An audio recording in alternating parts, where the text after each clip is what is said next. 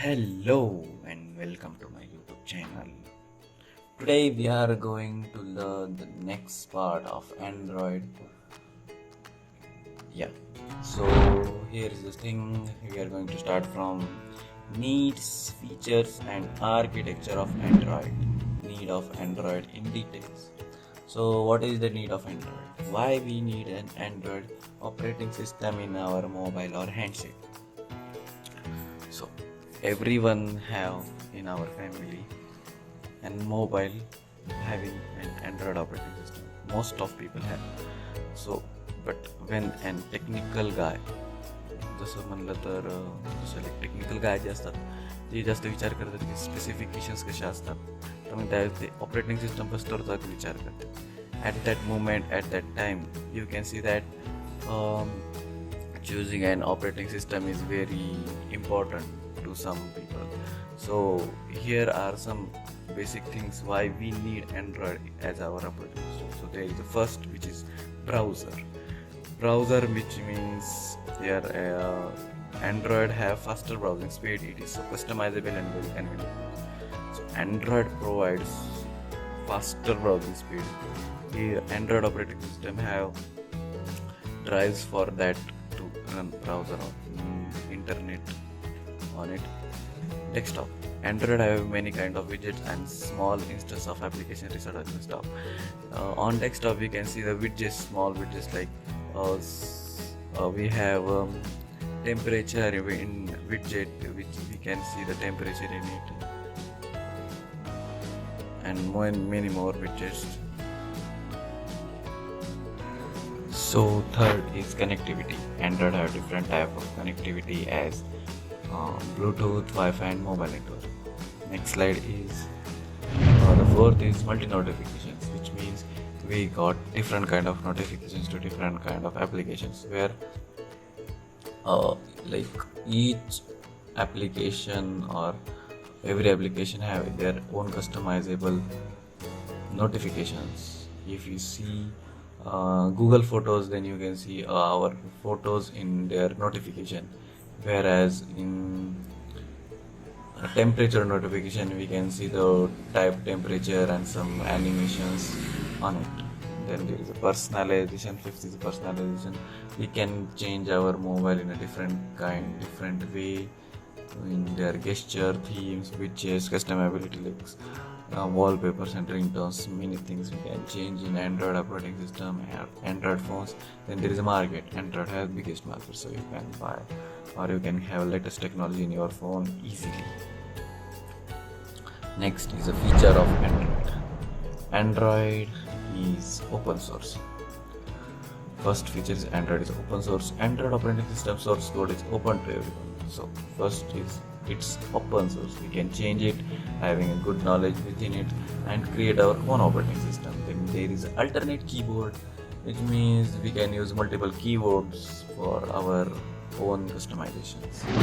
Then beautiful UI. Android provides great UI, textures, widgets, animations to make it more intuitive to user and more satisfying.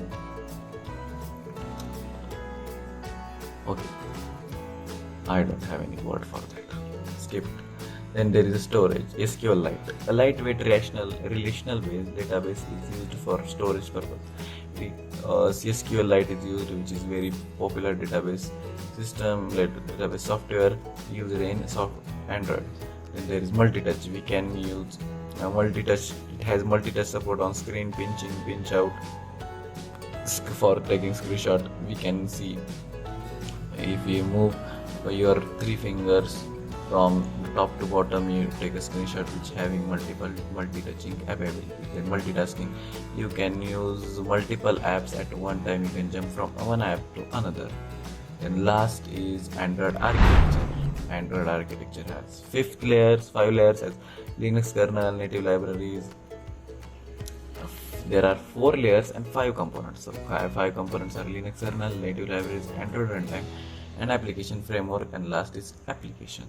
So we are going to see from bottom to top. So first is Linux kernel. Linux kernel is the lowest layer of architecture, which is also called as operating system layer. So we can see the Linux kernel is the lowest layer of architecture, hence it is also called as root layer, and it is present at the operating system layers, and it doesn't have any UI for it. Then second is this layer interact with direct hardware drivers, which means the hardware drivers in our mobile handset are interact with this layer of architecture of an Android operating system. Then it is also called as heart of the Android operating system. It contains hardware drives like display, audio, camera, Bluetooth, Wi-Fi, etc. Audio drives are contained within it. Then fourth is it provides functionalities such as power management, process management, and memory management. All the management things are done within Linux kernel. Next is native libraries. Above Linux kernel, there are native libraries such as SQLite, WebKit, OpenGL, SSL. There are different native libraries used for multiple things on Android operating system. So there is a first which is SQLite. It is also a database library used for various classes for database management. Then there is a WebKit. It is used for web server or web browser engines for internet content. And there is a SSL to provide internet security. And last is OpenGL for graphics. The third is Android runtime. It is the third section which is also present on the second layer from bottom of Android architecture. It is also present on second layer, and it is a third section or third component of architecture. So Android runtime provides core libraries and Dalvik virtual machine. In Android architecture, we can see we have a Dalvik virtual machine for very great use, as like JVM. DVM is also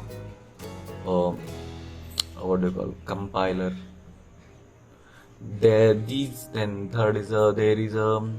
These core libraries enabled Android developer to write Android application using standard Java programming language. By using Java programming language, we can write applications on Android operating system. Then DVM is a major component of Android operating system, same as JVM.